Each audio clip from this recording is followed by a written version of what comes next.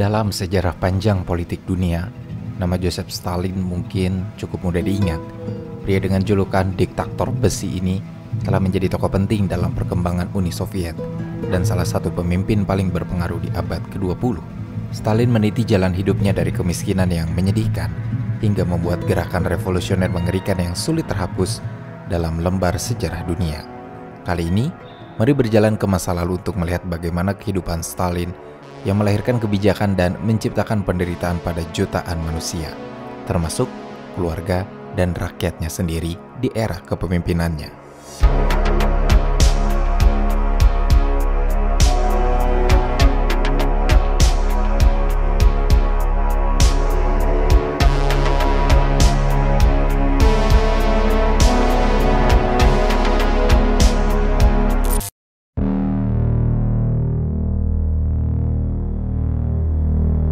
Nama Joseph Stalin atau lengkapnya adalah Joseph Vissarionovich Stalin. Sebenarnya nama lahirnya adalah Losep Vissarionovich Zhukashvili. Dia lahir pada tanggal 18 Desember 1878 atau menurut penanggalan lama, dia lahir di tanggal 6 Desember 1878 di kota Gori, Georgia yang saat itu menjadi bagian dari kegubernuran Tiflis di Kekaisaran Rusia dalam kepemimpinan Tsar. Wilayah Gori merupakan rumah bagi orang campuran Georgia, Azerbaijan, Armenia, Rusia, dan Yahudi. Sepanjang masa kecilnya, Stalin dijuluki sebagai Soso, kependekan dari Losep. Stalin adalah anak sematawayang dari pasangan Vissarion Zhukashvili dan Ekaterin Galadze yang berkebangsaan Georgia. Sebenarnya Stalin punya dua kakak, tapi sayang sekali kakak-kakaknya meninggal dunia saat mereka masih bayi. Ibu Stalin diketahui saat itu berprofesi sebagai seorang ibu rumah tangga dan penjahit yang mahir.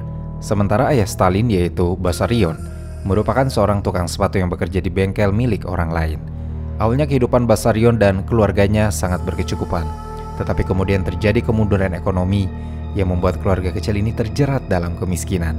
Stalin melewati masa-masa yang sulit saat kecil. Selain hidup dalam kemiskinan, Stalin juga harus menghadapi ayahnya yang menjadi pemabuk keras dan mulai melakukan kekerasan dalam rumah tangganya. Tidak hanya ibunya saja yang sering dipukuli, Stalin pun sering jadi sasaran kekerasan ayahnya. Tidak tahan hidup bersama Vissarion, akhirnya Ekaterin membawa Stalin pergi meninggalkan rumah pada tahun 1883 dan mulai hidup mengembara. Mereka sempat berpindah-pindah kamar sewaan. Setidaknya terhitung 9 kali berpindah sebelum mereka mendapat tempat tinggal di rumah Pastor Christopher Sarkaviani saat tahun 1886. Ekaterin mulai bekerja sebagai pembantu rumah tangga dan mulai menabung untuk menyekolahkan Stalin dengan harapan supaya kelak pendidikannya bisa membuat Stalin menjadi seorang pendeta.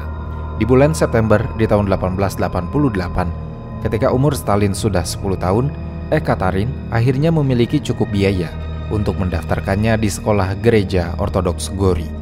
Selama masa-masa sekolahnya ini, Stalin tercatat sebagai siswa yang sering berkelahi, tapi dia benar-benar unggul secara akademis dan menunjukkan bakat di bidang seni seperti melukis, bermain drama, menulis puisi, bahkan Stalin juga ikut menyanyi sebagai anggota paduan suara gereja. Di awal masa remajanya, Stalin mengalami beberapa masalah kesehatan yang parah, mulai dari infeksi cacar yang meninggalkan bekas luka di wajahnya, dan pada usia yang ke-12 tahun, Stalin terluka parah karena ditabrak python, sebuah kereta terbuka yang ditarik dengan kuda, sehingga menyebabkan cacat di lengan kirinya seumur hidup. Di bulan Agustus 1894, atas prestasinya di bidang akademik yang cukup baik, Stalin akhirnya mendaftar di Seminari Teologi Ortodoks Rusia di Tiflis dengan dibantu beasiswa yang memungkinkan Stalin membayar biaya lebih rendah untuk pendidikannya. Stalin belajar dengan 600 peserta pelatihan pendeta lainnya dan berhasil meraih nilai tinggi di tahun-tahun awal. Dia juga aktif menulis puisi untuk surat kabar dengan nama pena yang dikenal sebagai Soselo, dan kebanyakan puisinya yang bertema alam, tanah, dan patriotisme ini menjadi karya klasik kecil Georgia di tahun-tahun berikutnya. Namun seiring berjalannya waktu dan usianya yang bertambah, Stalin tampaknya tidak bisa memenuhi harapan ibunya yang ingin melihatnya menjadi pendeta, sebab dia mulai kehilangan minat belajarnya dan nilainya pun menurun drastis. Dalam catatan lain, Stalin juga diketahui sering mendapat hukuman dan dikurung dalam sel seminari karena Stalin memberontak pada peraturan yang ada. Puncaknya kemudian Stalin menyatakan dirinya sebagai seorang ateis. Dia tidak mau berdoa dan menolak untuk melepaskan topinya saat berdoa, yang dimana Hal ini menyalahi aturan karena dalam ajaran Kristen Ortodoks, mereka harus melepaskan penutup kepala ketika berdoa atau melakukan upacara suci.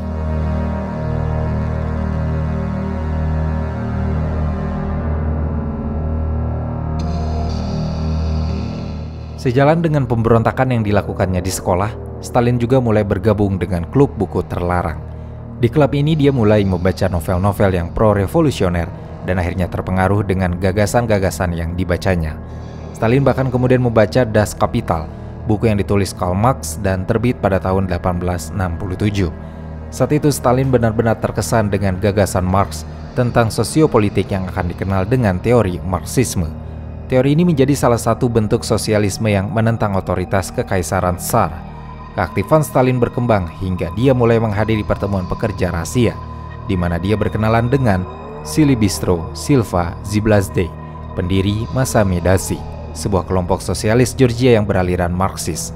Larut dalam semangat revolusi mudanya, Stalin kemudian memutuskan untuk meninggalkan seminari pada bulan April 1899 karena masalah yang memburuk dengan para biarawan dan tidak pernah kembali lagi.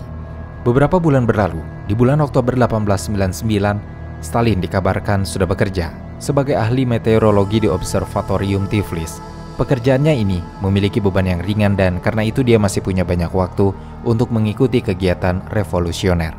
Sepak terjang sebagai kelompok sosialisnya sudah sangat menonjol di sini karena Stalin sudah berhasil mendapat pendukung dari teori sosialisnya dan ikut mengorganisir pertemuan massa pekerja rahasia pada May Day alias Hari Buruh di tahun 1900, di mana Stalin berhasil meyakinkan banyak orang untuk melakukan aksi mogok skala besar. Apa yang dilakukan Stalin ini akhirnya diketahui oleh polisi rahasia kekaisaran Okhrana sehingga dia berusaha menangkap Stalin di bulan Maret 1901. Namun penangkapannya berujung pada kegagalan karena Stalin berhasil melarikan diri dan bersembunyi. Selama mendekam di persembunyiannya itu, hidupnya ditopang oleh sumbangan teman atau simpatisan Stalin yang ada. Menakjubkannya, meski masih di dalam persembunyian, Stalin kemudian berhasil merencanakan dan mengorganisir demonstrasi May Day di tahun 1901 dengan membawa massa yang lebih besar, yaitu sekitar 3.000 demonstran. Sayangnya May Day kali ini berakhir dengan bentrokan melawan pihak berwenang. Polisi makin gencar mencari Stalin setelah peristiwa ini. Tapi Stalin terus berhasil menghindari penangkapan dengan menggunakan nama samaran dan tidur di apartemen yang berbeda setiap harinya. Keaktifannya di gerakan-gerakan sosialis ini kemudian membuat Stalin terpilih menjadi anggota Komite Tiflis dari Partai Buruh Sosial Demokrat Rusia atau RSDLP pada bulan November 1901. Namun, kemudian Stalin memecah belah kaum Marxis di kota pelabuhan Batumi yang membuatnya sempat dicurigai sebagai agen provokator yang bekerja untuk pemerintah. Bagaimanapun, Stalin tetap aktif menyampaikan gagasannya di depan banyak orang dan menggencarkan berbagai demonstrasi. Bahkan saat dia bekerja di gudang kilang minyak milik keluarga Rothschild, diketahui bahwa Stalin ikut mengorganisir pemogokan bekerja sebanyak 2 kali. Demonstrasi ini berujung pada penangkapan beberapa rekannya yang memimpin demo. Stalin kemudian mengorganisir demonstrasi massa lagi dengan menyerbu penjara dan berakhir ricuh. Pasukan kepolisian menembaki para demonstran dan 13 diantaranya tewas. Kejadian ini berbuntut panjang hingga penangkapan Stalin di bulan April 1902 dan vonisnya jatuh pada pertengahan tahun 1903 dengan hukuman 3 tahun pengasingan di Siberia Timur, tepatnya di kota kecil bernama Novaya Uda. Namun Stalin tidak benar-benar memenuhi seluruh waktu pengasingannya karena dia melarikan diri. Upaya pertamanya sempat gagal, tapi ketika mencoba lagi, dia berhasil tiba di Tiflis dan mulai ikut kembali dalam kegiatan partai. Salah satu kegiatannya adalah ikut mengedit surat kabar kelompok Marxis Georgia bersama Philip Makaradze. Namun, karena Stalin kemudian menyerukan agar gerakan Marxis Georgia memisahkan diri dari mitra mereka di Rusia, beberapa anggota RSDLP sempat menuduhnya memiliki pandangan yang berbeda dengan cita-cita internasionalisme Marxis dan mencoba mengusir Stalin dari partai. Tapi, hal ini dibatalkan setelah Stalin menarik kembali pendapatnya.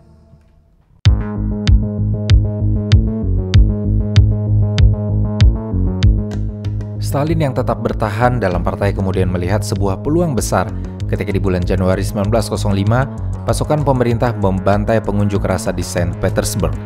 Imbas dari pembantaian ini adalah kerusuhan terjadi hampir di seluruh wilayah kekaisaran Rusia, termasuk Georgia saat itu.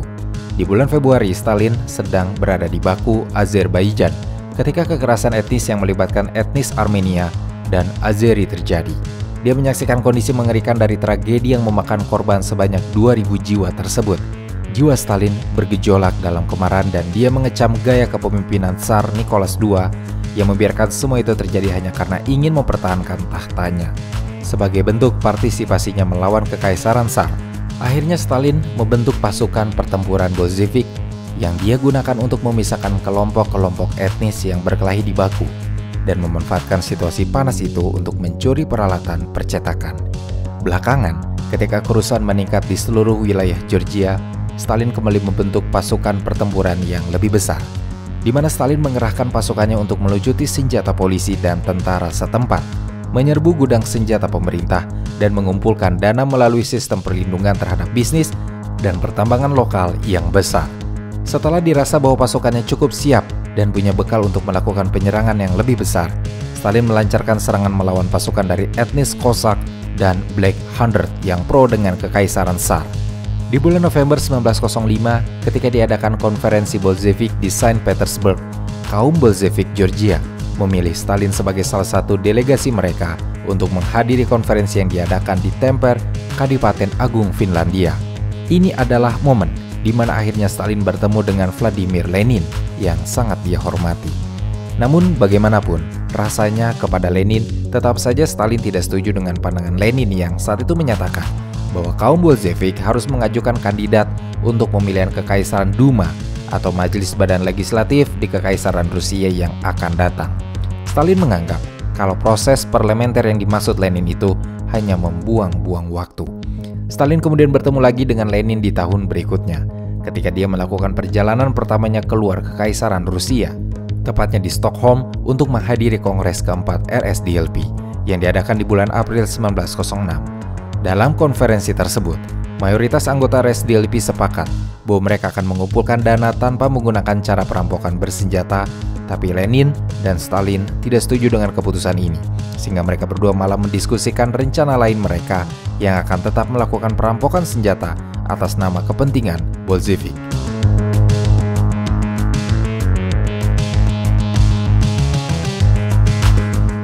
Meskipun semangat revolusionernya sangat berkobar-kobar di tahun 1906, tapi Stalin tetaplah pria yang punya sisi kehidupan normal lainnya. Dia juga punya kisah asrama dengan perempuan bernama Kato Sanidze yang akhirnya dia nikahi di tahun 1906, dan dari pernikahannya ini, mereka memiliki seorang putra bernama Yakov yang lahir pada tahun 1907. Kelahiran putranya ini nampaknya memberi Stalin peningkatan keberuntungan karena di tahun yang sama dengan kelahiran putranya, Stalin sudah menjadi seorang Bolshevik yang cukup terkemuka di Georgia.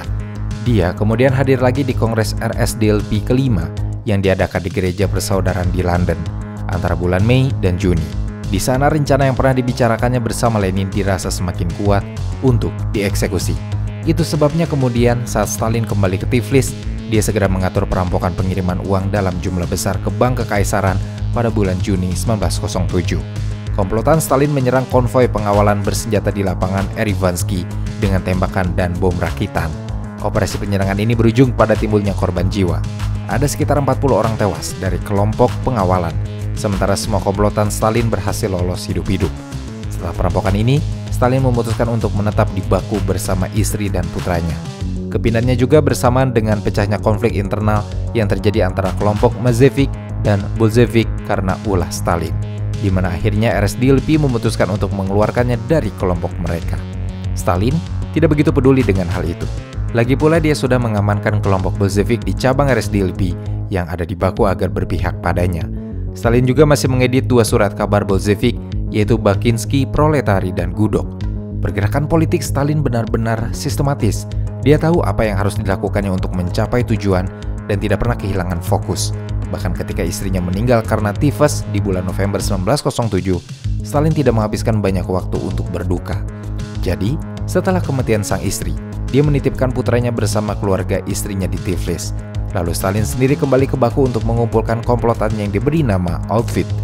Mereka saat itu terus menyerang kelompok Black Hundreds dan mengumpulkan dana dengan menjalankan sistem perlindungan, pemalsuan mata uang, dan melakukan perampokan. Pergerakan Stalin makin gencar dan tidak tanggung-tanggung. Dia bahkan bersama komplotannya kemudian menculik anak-anak beberapa tokoh kaya raya di Baku untuk mendapatkan uang tebusan. Stalin kemudian bertemu lagi dengan Lenin, dan kali ini bersama tokoh Marxis terkemuka Rusia yaitu Georgia Plekhanov di Jenewa, Swiss pada awal tahun 1908 untuk membicarakan rencana pergerakan mereka lebih lanjut, tapi pertemuan itu membuat Stalin kesal karena tidak sesuai dengan harapannya. Sekembalinya Stalin ke Baku pada bulan Maret 1908, Stalin akhirnya ditangkap dan ditahan di penjara Bailov karena tuntutan penyerangan yang dia lakukan bersama komplotannya. Namun, sepertinya keputusan memenjarakan Stalin tanpa isolasi adalah hal yang patut disesali oleh pihak berwenang saat itu. Sebab selama berada di penjara, yang dilakukan Stalin justru membentuk masa baru, Bolshevik, mengorganisir kelompok diskusi, bahkan memerintahkan pembunuhan terhadap orang-orang yang dia curigai sebagai informan. Memang kalau didengar, tindakan kejahatan yang dilakukan oleh Stalin ini sangat berat. Tapi saat itu dia hanya dijatuhi hukuman 2 tahun pengasingan di desa Salvychigatsk, Vologda, mulai dari bulan Februari 1909. Lalu seperti yang sudah terjadi sebelumnya, Stalin melarikan diri lagi dari pengasingan pada bulan Juni dan sampai ke wilayah Kotlas dengan menyamar sebagai seorang perempuan. Penyamarannya cukup sukses karena terbukti dia berhasil sampai ke Saint Petersburg tanpa dicurigai sama sekali. Beberapa bulan bersembunyi, Stalin kembali ditangkap pada Maret 1910 dan dikirim lagi ke pengasingan di mana dia mulai bermain perempuan. Di antaranya adalah Maria Kuzokova dan Pelegaya Onufrieva. Bahkan dari hubungannya dengan Maria, akhirnya Stalin memiliki anak kedua yang dinamainya yaitu Konstantin.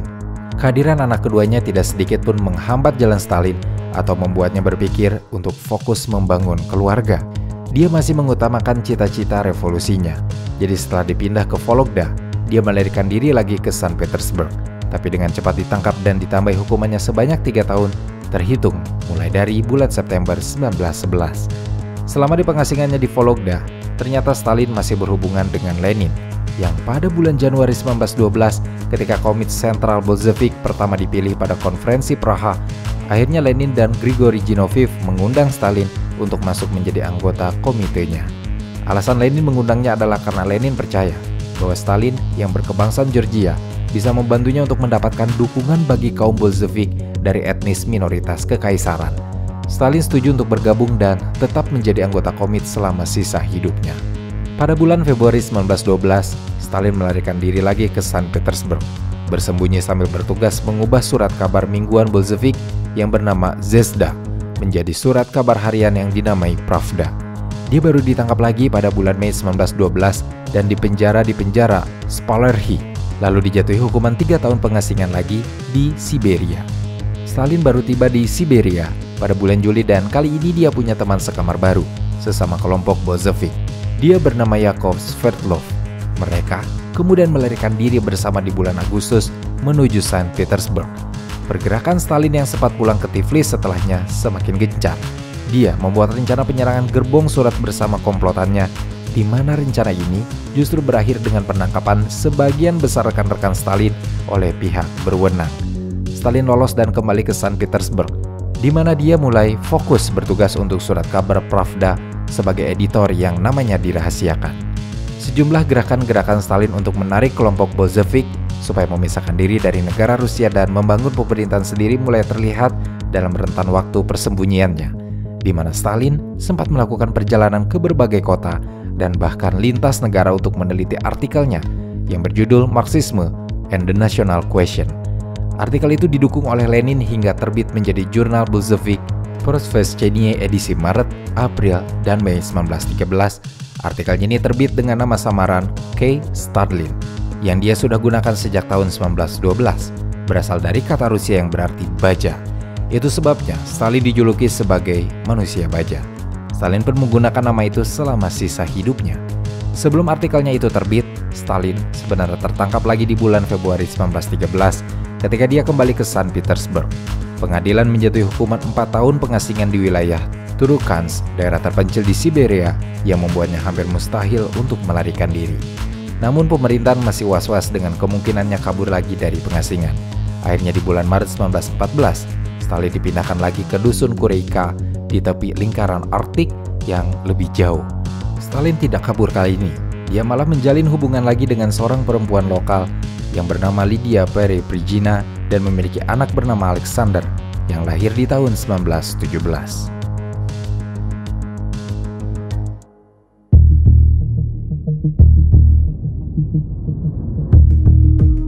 Selama Stalin berada di pengasingan, Rusia akhirnya memasuki Perang Dunia I yang kian memanas. Di bulan Oktober 1916, akhirnya Stalin dan kaum Bolshevik lainnya yang diasingkan diminta ikut dalam wajib militer dan menjadi tentara Rusia yang akan diberangkatkan ke wilayah Monastirisko. Namun di bulan Februari di tahun 1917, sebelum diberangkatkan ke medan perang, dalam pemeriksaan medis yang dijalaninya, Stalin dinyatakan tidak layak untuk dinas militer karena cacat lengan yang dideritanya sejak kecil. Harusnya dia dikembalikan ke pengasingan dan menjalani hukumannya sampai 4 bulan ke depan.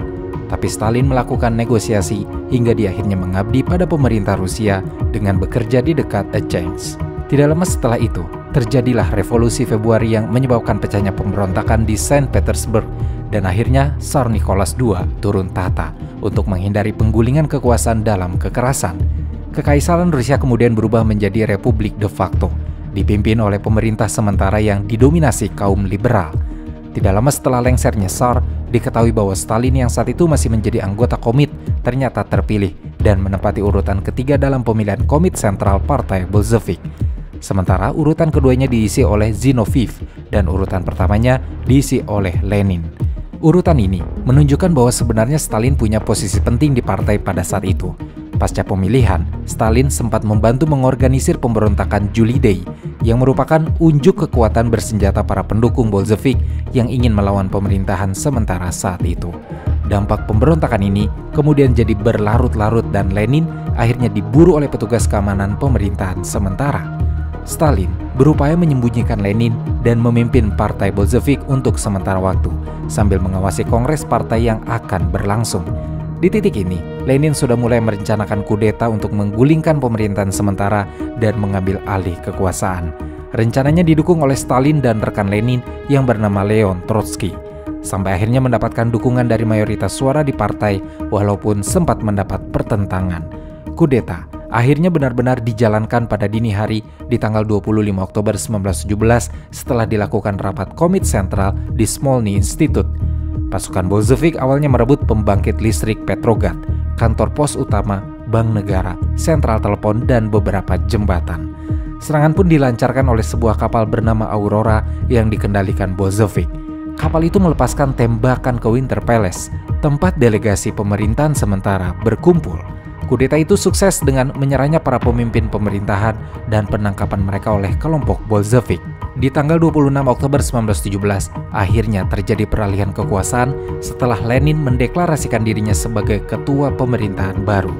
Dewan Komisaris Rakyat atau yang disebut Sovnarkom sebagai salah satu tokoh senior di Partai Sentral, Stalin kemudian mendapat bagian dari kelompok informal yang memimpin pemerintahan bersama Lenin, Trotsky, dan Sverdlov. Namun, tidak lama kemudian, Sverdlov meninggal dan menyisakan Lenin dan Trotsky, serta tentu saja Stalin untuk memimpin pemerintahan baru yang berkuasa. Stalin memiliki kantor di dekat kantor Lenin yang ada di Institut Smolny. Dia dan Trotsky menjadi satu-satunya orang yang diizinkan menemui atau masuk ke ruang kerja Lenin tanpa perlu membuat janji terlebih dahulu. Peran Stalin kala itu tidak begitu terlihat oleh publik, karena Lenin dan Trotsky memang lebih menonjol. Tapi peran Stalin sendiri sangat penting dalam keputusan pemerintahan yang berjalan. Stalin ikut menandatangani dekrit Lenin ketika mereka menutup surat kabar yang bermusuhan dengan mereka dan memimpin sesi komit penyusunan konstitusi untuk Republik Sosialis Federasi Soviet Rusia yang baru. Dalam hal ini, Stalin juga sangat mendukung pembentukan Dinas Keamanan CK atau Polisi Rahasia Bolshevik oleh Lenin dan Red Terror yang dikenal sebagai kampanye penindasan politik dan eksekusi di Soviet Rusia serta wilayah kependudukan yang dikuasai kelompok Bolshevik. Alasannya mendukung adalah karena ingin menekan kekuatan kapitalis tumbuh di Soviet Rusia. Stalin kemudian diangkat menjadi komisaris rakyat untuk kebangsaan dan di bulan November 1917 dia menandatangani dekrit kebangsaan yang isinya adalah aturan hak bagi etnis minoritas yang tinggal di Rusia untuk memisahkan diri dan menentukan nasibnya sendiri. Dekrit ini sengaja dibuat untuk tujuan mendapatkan dukungan dari etnis minoritas. Tetapi sebenarnya para pemimpin baru ini berharap bahwa para etnis minoritas itu tidak menginginkan lepas dari Rusia. Namun di bulan yang sama, ternyata Finlandia memutuskan untuk mendeklarasikan kemerdekaan dan memisahkan diri dari Rusia. Stalin bersama departemennya akhirnya tetap memberikan hak warga Finlandia berupa alokasi dana untuk mendirikan sekolah dan gedung pers. Berikutnya, karena Perang Dunia I saat itu sebenarnya masih berlangsung, di mana Rusia sedang berperang melawan blok sentral, yaitu Jerman dan Austria-Hongaria, akhirnya pemerintahan Lenin dipindahkan dari Saint Petersburg ke Moskow pada Maret 1918. Stalin dan Trotsky juga ikut berpindah serta tinggal bersama Lenin di Kremlin. Ketika keadaan memanas, Stalin akhirnya mendukung keinginan Lenin untuk menandatangani gencatan senjata dengan blok sentral, meski mereka harus menanggung kerugian wilayah. Setelah rapat perundingan selama berbulan-bulan dengan anggota komit lainnya, mereka akhirnya sepakat untuk membiarkan Lenin menandatangani perjanjian Brest-Litovsk atau perjanjian perdamaian terpisah antara Soviet Rusia dan blok sentral, yang menyatakan bahwa Rusia menarik diri dari Perang Dunia I pada 3 Maret 1918. Dampak dari perjanjian ini memang cukup merugikan bagi Rusia karena artinya mereka harus memberikan lahan dan sumber daya yang sangat luas kepada blok sentral. Banyak pihak internal Rusia yang juga marah, bahkan akhirnya pasukan sayap kanan dan sayap kiri bersatu melawan pemerintahan Bolshevik sehingga memicu perang saudara Rusia. Memasuki di bulan Mei di tahun 1918, ketika pasokan makanan di Rusia mulai berkurang, Stalin akhirnya dikirim ke Tsaritsyn untuk mengambil alih pengadaan makanan di Rusia Selatan. Ini menjadi kesempatan bagi Stalin yang ingin membuktikan dirinya sebagai seorang komandan dengan mengambil alih kendali operasi militer regional. Dia juga kemudian berteman dengan dua tokoh militer, yaitu Kliment Voroshilov dan Semyon Budyonny, yang akan menjadi inti basis dukungan militer dan politiknya di masa-masa yang akan datang. Stalin kemudian mengirim sejumlah besar pasukan Red Army atau tentara merah ke medan perang melawan White Army yang anti-Bolshevik di wilayah tersebut. Tapi taktiknya ini kemudian menimbulkan kerugian besar bagi pemerintahan yang baru dibangun Lenin. Namun, Stalin masih cukup percaya diri dengan rencananya. Dia berlanjut dengan memerintahkan pasukan Ceka setempat untuk mengeksekusi orang-orang yang dicurigai kontra-revolusioner, terkadang tanpa pengadilan sama sekali. Stalin juga berperan dalam pembersihan lembaga militer dan orang-orang kelas menengah yang menentang program pengadaan makanan. Beberapa di antaranya juga dieksekusi tanpa pengadilan. Hal-hal yang dilakukan Stalin itu sebenarnya sangat bertentangan dengan perintah pemerintah dan para pemimpin Bolshevik. Dia benar-benar sudah menggunakan kekerasan dan teror dalam skala yang besar atas nama negara, tanpa persetujuan para pemimpin lainnya. Stalin juga terbukti memerintahkan beberapa desa dibakar hanya untuk memastikan kepatuhan terhadap program pengadaan makanannya berjalan lancar. Lenin sempat menegurnya karena taktik Stalin ini telah menimbulkan banyak korban jiwa, jauh dari apa yang Lenin perkirakan sebelumnya. Namun bagaimanapun, perannya selama Perang Saudara Rusia cukup penting bagi kelompok Bolshevik yang akhirnya memenangkan perang di akhir tahun 1919. Di bulan Februari 1920, setelah penganugerahan Order of the Red Banner, akhirnya Stalin diangkat menjadi kepala Inspektorat Buruh dan Tani, lalu dipindahkan ke front Kaukasia. Bentrokan dengan pasukan Polandia akhirnya memicu pecahnya perang Polandia-Soviet, di mana Polandia kemudian berusaha menyerang Ukraina dan merebut Kiev di tanggal 7 Mei. Melihat situasi ini, Lenin memindahkan Stalin ke Ukraina di front barat daya pada tanggal 26 Mei dan atas taktiknya, Red Army berhasil merebut kembali Kiev pada tanggal 10 Juni serta memaksa pasukan Polandia kembali ke negaranya. Di tanggal 16 Juli, Komite Sentral memutuskan untuk membawa perang ke wilayah Polandia, tapi Stalin memperingatkan bahwa Red Army tidak siap melakukan serangan dan kelas pekerja Polandia akan mendukung pemerintahannya. Jadi, serangan ke Polandia akan sangat beresiko saat itu, bahkan bisa memicu perang saudara lagi dengan White Army di Soviet.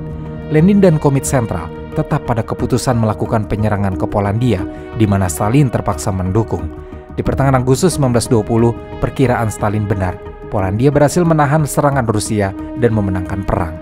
Stalin pun disalahkan karena kekalahan ini oleh banyak pihak, termasuk oleh Lenin dan Trotsky. Dia yang merasa terhina dan dipermalukan, akhirnya menuntut pemecatan dari militer dan diberikan pada tanggal 1 September 1920. Namun dia masih menjabat sebagai komisaris rakyat untuk kebangsaan dan berperan mengatur serangan ketika Soviet ingin menjadikan negara-negara tetangga berada di bawah kekuasaan mereka. Stalin sempat kembali ke Kaukasus Selatan untuk kepentingan politiknya, tapi dalam perjalanan ini dia bertemu dengan putra sulungnya yaitu Yakov dan membawanya kembali ke Moskow. Stalin juga menikahi Nazheda dan melahirkan putra bungsunya yaitu Vasily di bulan Maret 1921. Belakangan, setelah perang saudara hampir usai, Stalin masih tetap harus menghadapi krisis Rusia karena banyak terjadi pemberontakan akibat kebijakan proyek pengadaan makanan. Kekacauan internal terjadi di mana-mana, bahkan di dalam partai. Lenin dan Trotsky bersitegang karena perbedaan pandangan hingga akhirnya Trotsky berusaha disingkirkan dari posisinya oleh Lenin, yang di tahun berikutnya mendukung pencalonan Stalin untuk menjadi sekretaris jenderal partai yang baru dibentuknya. Di bulan Mei 1922, Lenin terkena serangan stroke dan membuatnya lumpuh sebagian. Selama masa-masa ini hanya Stalin yang cukup dekat dengan Lenin dan terus mengunjunginya. Lenin 2 kali meminta Stalin untuk membeli racun agar dia bisa mengakhiri hidupnya, tapi Stalin menolak dan mengabaikan permintaannya. Ketika Lenin meninggal di bulan Januari 1924, Stalin bertanggung jawab mengurus pemakaman dan menjadi salah satu orang yang menggotong jenazahnya ke mausoleum di Red Square, Moskow. Stalin sebenarnya sangat gembira dengan kematian Lenin, walaupun di depan umum dia terlihat sedih. Kekosongan bangku kepemimpinan yang saat itu perlu segera diisi membuat pertengkaran antar kelompok politik yang terus meningkat.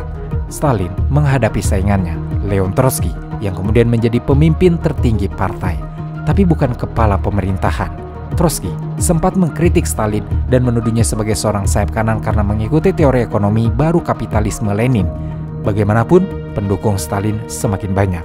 Trotsky terasing dan cukup lemah jika ingin bersaing dengan Stalin yang kini pengaruhnya sangat kuat di posisi kepemerintahan.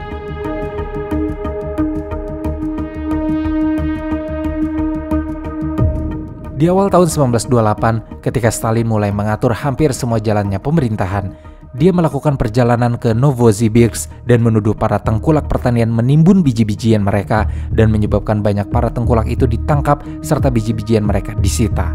Stalin kemudian mengumumkan bahwa baik tengkulak atau petani kaya hingga petani menengah harus dipaksa melepaskan hasil panen mereka demi menghidupi rakyat lainnya. Akibatnya di bulan Januari 1930, banyak penuduhan terhadap para tengkulak soal penimbunan hasil panen dan akhirnya mereka diasingkan ke bagian lain negara atau ke kamp konsentrasi. Sejumlah besar dari mereka diketahui meninggal selama perjalanan. Lalu di bulan Juli 1930, lebih dari 320.000 rumah tangga sudah terkena dampak kebijakan dekulakisasi ini, yang rasanya telah menjadi teror massal pertama yang dilakukan Stalin di negaranya sendiri. Setelah banyak kebijakan-kebijakan yang dirasa justru merugikan para petani, terjadilah pemberontakan bersenjata untuk menghentikan kebijakan ini. Stalin cuci tangan.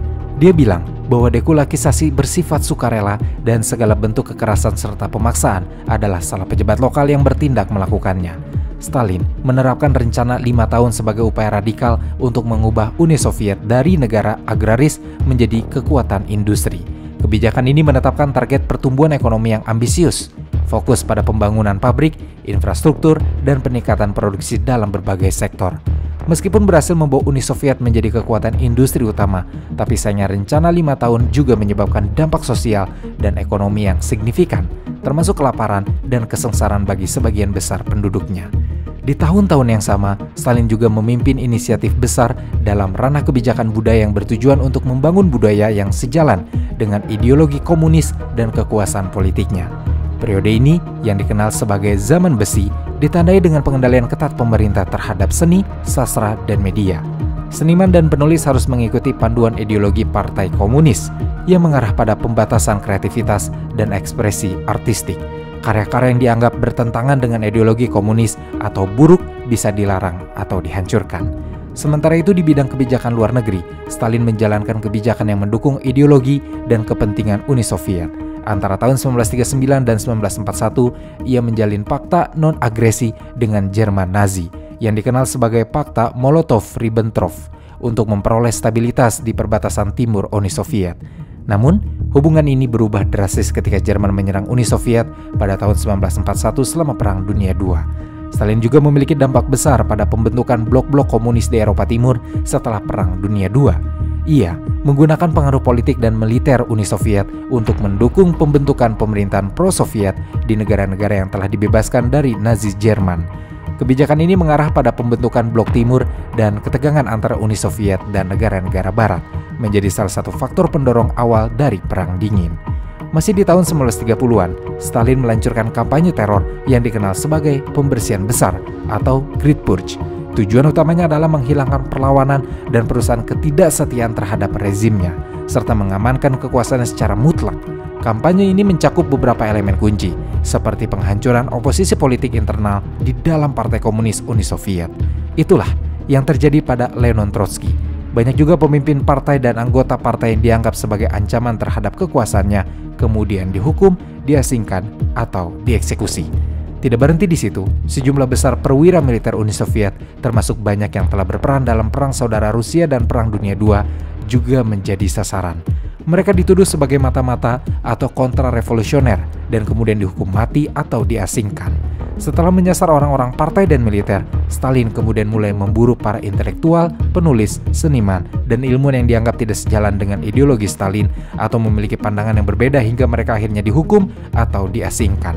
Kampanye teror ini melibatkan pengadilan massal, interogasi brutal, dan pengakuan yang diakui seringkali diperoleh melalui penyiksaan. Sejumlah besar orang dihukum mati, sementara yang lain dikirim ke kamp-kamp konsentrasi atau kamp kerja paksa yang dikenal dengan nama Gulag. Pembersihan besar-besaran ini menciptakan kekuatan dan paranoia di seluruh masyarakat Soviet. Orang-orang menjadi sangat hati-hati dalam berbicara atau mengekspresikan pendapat mereka karena takut dituduh sebagai musuh rezim. Dampak kebijakan Stalin ini sangat mempengaruhi banyak hal, tapi sebenarnya paling berdampak pada rakyatnya yang tersiksa dalam penderitaan dan kesulitan yang menahun, seperti kelaparan massal hingga kematian jutaan jiwa. Secara psikologis, pembersihan yang dilakukan Stalin juga membuat rakyat Soviet ketakutan dan menanamkan sikap kecurigaan pada pemerintah yang bertahan selama bertahun-tahun, bahkan setelah era kepemimpinan Stalin usai.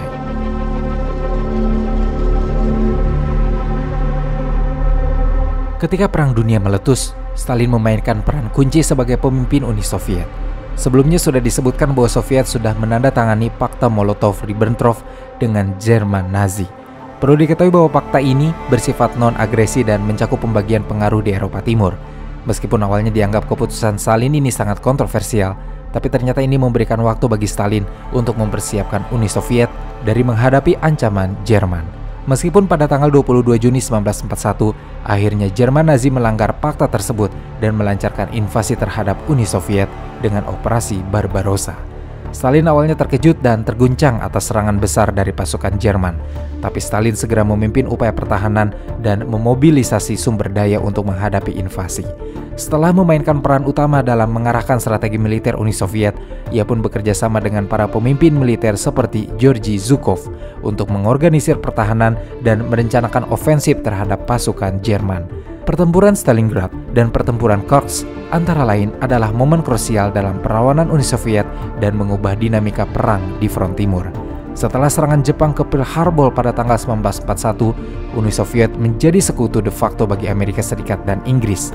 Stalin mendukung upaya perang secara terbuka dan berkontribusi pada konferensi sekutu seperti Konferensi Tehran pada tahun 1943 dan Konferensi Yalta pada tahun 1945. Stalin secara resmi menunjuk dirinya sebagai ketua komandan tertinggi Angkatan Bersenjata Soviet. Gelar ini menunjukkan kendali penuhnya atas kekuatan militer, yang memberinya kekuasaan strategis dan taktis tertinggi selama perang. Peran Stalin dalam Perang Dunia II tidak hanya mencakup pertahanan Uni Soviet dari invasi Jerman, tetapi juga membantu membentuk dinamika geopolitik pasca perang dan memperkuat posisi Uni Soviet sebagai salah satu kekuatan dunia utama. Meskipun kontroversial, perannya dalam kemenangan Soviet melawan pasukan Nazi dalam penyerangannya ke Jerman menjadi satu dari banyak aspek yang menjadi penilaian tersendiri untuk era kepemimpinannya.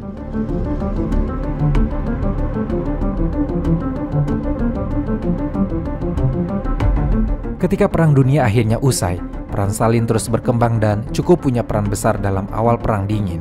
Stalin yang diketahui ikut serta dalam konferensi pasca perang bersama pemimpin sekutu seperti Konferensi Yalta pada tahun 1945 dan Potsdam pada tahun 1945 juga membentuk perjanjian dan pembagian wilayah pengaruh di Eropa Timur yang diperbarui dan diperbincangkan. Konferensi ini kemudian menciptakan ketegangan awal dengan negara-negara barat yang akan menjadi cikal bakal Perang Dingin. Belum lagi ketika Stalin menggunakan pengaruhnya untuk membentuk pemerintahan komunis di negara-negara Eropa Timur yang telah dibebaskan dari pendudukan Jerman Nazi. Hal ini memunculkan Blok Timur di mana negara-negara seperti Polandia, Romania, dan Cekoslowakia dikuasai oleh pemerintahan pro-Soviet. Masih dalam kepemimpinan Stalin, setelah perang, Jerman yang kalah akhirnya dibagi menjadi 4 zona yang dikelola oleh Uni Soviet, Amerika Serikat, Inggris, dan Prancis. Di bagian timur, kependudukannya diambil alih Soviet dan menjadi negara Jerman Timur dengan sistem komunis. Di tahun 1945, ketika Amerika Serikat telah melakukan pengujian bom atom, Stalin memerintahkan pengembangan senjata nuklir Soviet yang memulai perlombaan senjata nuklir antara blok timur dan blok barat. Hal yang justru memperburuk ketegangan selama Perang Dingin. Meski banyak kebijakannya yang kontroversial, sebenarnya Stalin telah membawa Uni Soviet yang kini kita kenal dengan nama Rusia menjadi salah satu negara superpower yang perlu diwaspadai. Stalin akhirnya berhenti berkiprah di dunia politik ini ketika dia meninggal dunia di tanggal 5 Maret 1953 di usianya yang ke-74 tahun. Sebelumnya Stalin sudah terkena stroke, tapi informasi seputar kondisi kesehatannya dijaga dengan sangat rahasia oleh lingkungan terdekatnya pada saat itu, hingga hanya segelintir orang saja yang tahu. Kondisi Stalin kemudian memburuk dan pada akhirnya meninggal dunia. Di saat kematian Stalin, beberapa asumsi dan konspirasi beredar tentang apakah dia meninggal secara alami atau ada peran dari pihak-pihak tertentu yang ingin menggantikannya. Namun, seiring berjalannya waktu, dengan bukti-bukti yang ada menunjukkan bahwa kematiannya disebabkan oleh penyakit alami yang dideritanya. Kematiannya telah meninggalkan banyak warisan sejarah, mulai dari kebijakan represif, pembersihan politik, dan teror yang diterapkannya selama menjadi pemimpin. Setelah kematiannya, sejumlah pemimpin Soviet yang menggantikannya, terutama Nikita Khrushchev, secara terbuka mengkritik kebijakan Stalin. Pada era destalinisasi, banyak detil kebijakan represif dan pembersihan politik diungkap, termasuk pengakuan atas ketidakadilan yang terjadi. Warisan Stalin juga terlihat dalam pembentukan negara-negara satelit di Eropa Timur yang dikuasai dan dikendalikan oleh Uni Soviet. Pemerintahan komunis di negara-negara seperti Polandia, Cekoslowakia, dan Hungaria adalah hasil dari pengaruh Soviet.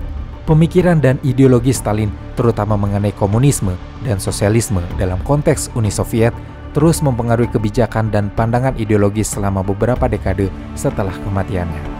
Hal ini pun bisa dilihat dari era kepemimpinan setelah Stalin.